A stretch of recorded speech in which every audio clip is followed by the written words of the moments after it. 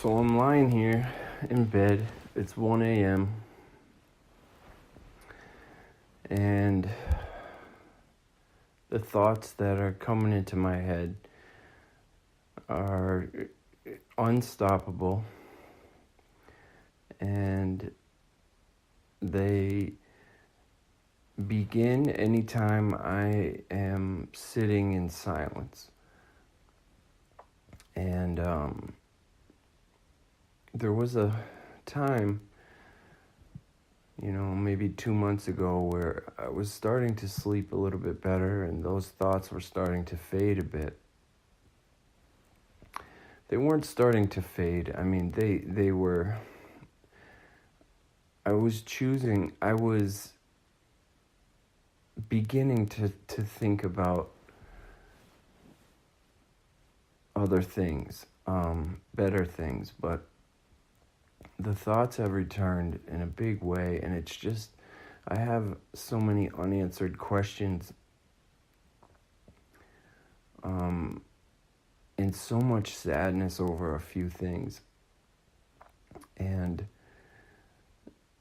they resurfaced once my dad began basically living in the hospital, which he has been for the past 2 months, there in rehab. And I started thinking about him sleeping in a hospital for long periods of time in bad health, night after night, away from home, away from his bed. He's still there. He's still there now. He's been away from home now for more than 2 months, sleeping in a hospital at his age with that kind of sickness. And I wonder the thoughts that are in his head, the thoughts, it must be a very terrifying place. And I wonder, and I think about when it's close to the end of your life, your comfort disappears.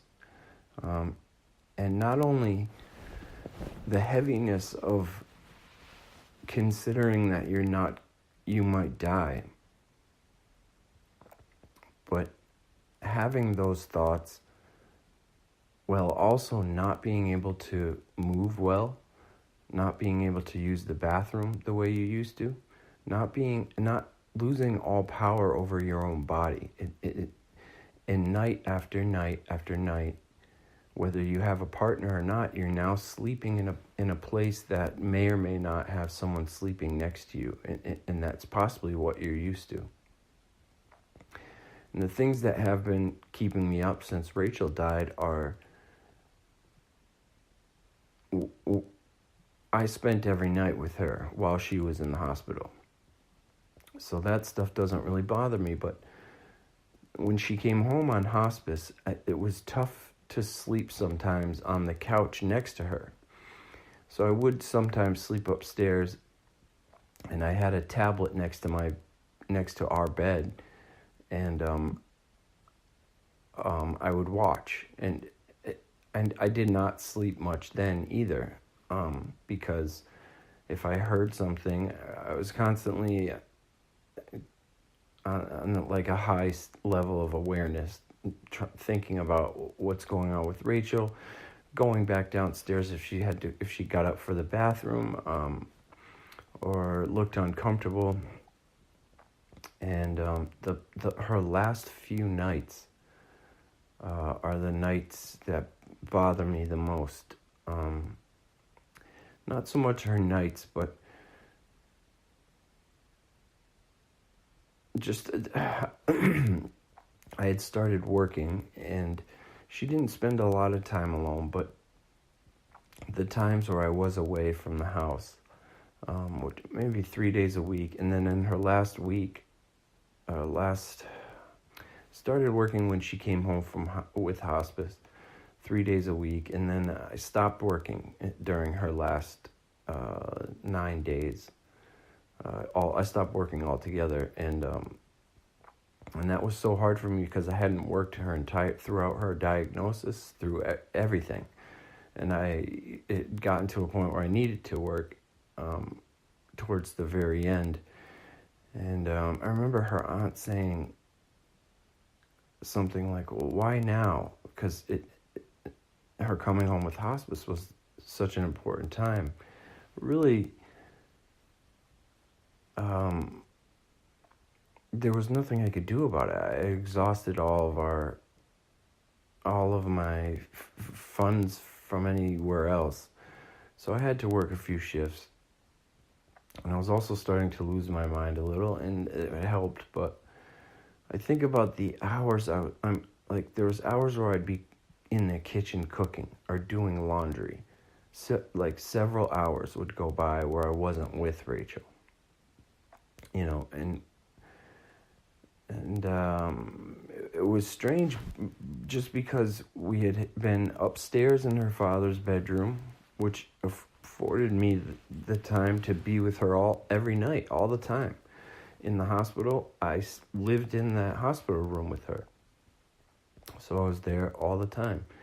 And when she was home on hospice, she was staying in her dad's living room, which was right next to her dad's bedroom. And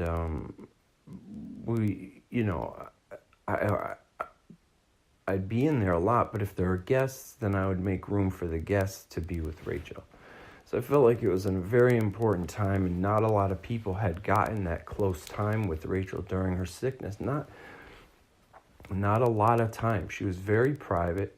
She did not like to have many guests throughout the day when she was in the hospital, especially. And now, when she lost the ability to voice those concerns, or when she did come home, it felt like she was opening up to those guests more. And so I was giving space for that to happen.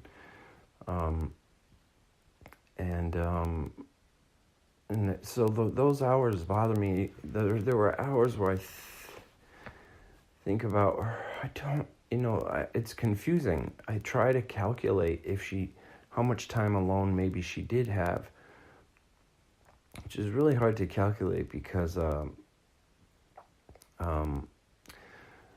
but I have these pictures because of the camera that was set up in her bedroom. They would take pictures when there was a lot of movement or a change in movement, and those pictures haunt me because they were taken while I wasn't in the room. And so I maybe have a false idea of how much time she did maybe have alone. But I think about her near the end of life, not being able to use the bathroom on her own, having to be cleaned by other people when she was such a clean person, hygiene and everything, and having someone have to change her food.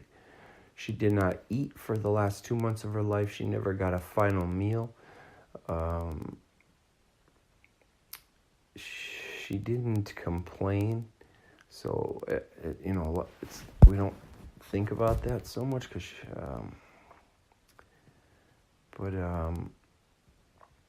there was a day that we were left alone. I don't know, these are the things I think about. And then I think about my dad, who's currently alive, going through that, wondering what's going through his head. And when I speak to my dad on the phone, he's having trouble speaking. His voice is starting to get weak. And it reminds me of Rachael in the end of her life. And that's it's very scary to me. Feel very powerless lately over my own situation and my own purpose. Cooking is a horrible, horrible thing to be doing after having such meaning in your life. It's just, I cannot care about it nearly as much as I cared about my time with Rachael, and it's really hard to adjust to that, to find some meaning, and at my age and everything, and just being alone after being so close with her, thinking about what she went through when she died, her body failing, and I know she was afraid, and it's not so much when she died, because I did feel a release from her, a relief of pain. I felt that, I really did when she died. I walked around outside, and it was a very surreal kind of morning. The air quality and just the way that the trees were moving around me in the sky, and just everything. I felt in some way like I was communicating with her. Even in the days after her death, I felt like I was communicating with her. It's not like that as much anymore, and that's what keeps me up all night until the sun comes up. When the sun comes up, I feel free and I fall asleep. Usually I got to get up and have my day, so it's I'm in a constant state of just borderline insanity because of the lack of sleep, and it's just hard to piece together what to do. The steps to take to have a better life is hard. It's all hard. And it's weird. I have this obsession with making things and building things. It's the only thing that gives me. It's a flow activity, really. It's your brain's engaged. You're taking something that looks, just a natural.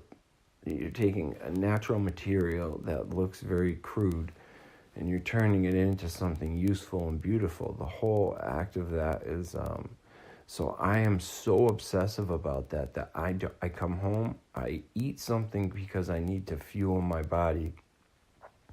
Usually I rush along on that so I can get to making whatever the next thing is that I'm making.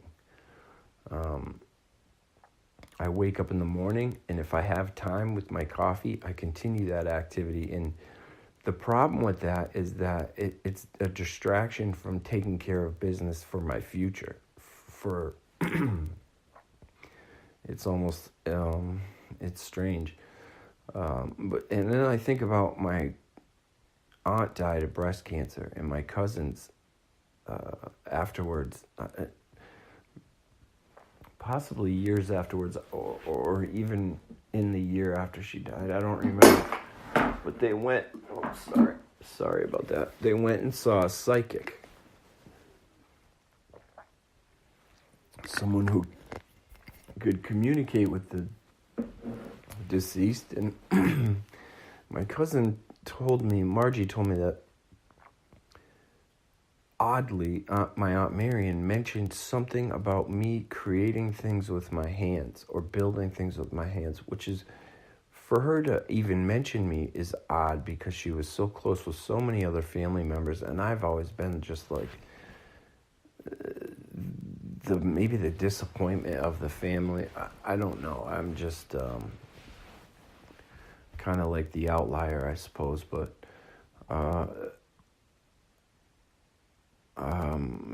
she did mention that and said that, and there's a big part of me that my main goal is I want to be in a hospital helping sick people. I just want to be back there badly. I crave it. It's what I really want. But the loopholes, but I feel like my life is so unmanageable. Just waking up, going to sleep, putting on clothes, and making it through the day in general is so hard that it's hard to plan to go back to school with all the debt that I had. It's just, there's so much. And I'm so happy when I'm not happy, but I'm content when I'm making things. And I wonder, if I hit the lottery tomorrow, I would immediately sign up for nursing school, but I would also be still craving the activity of making things. And if I had endless money, I would be making big pieces of furniture, I believe. My uncle makes furniture, and he's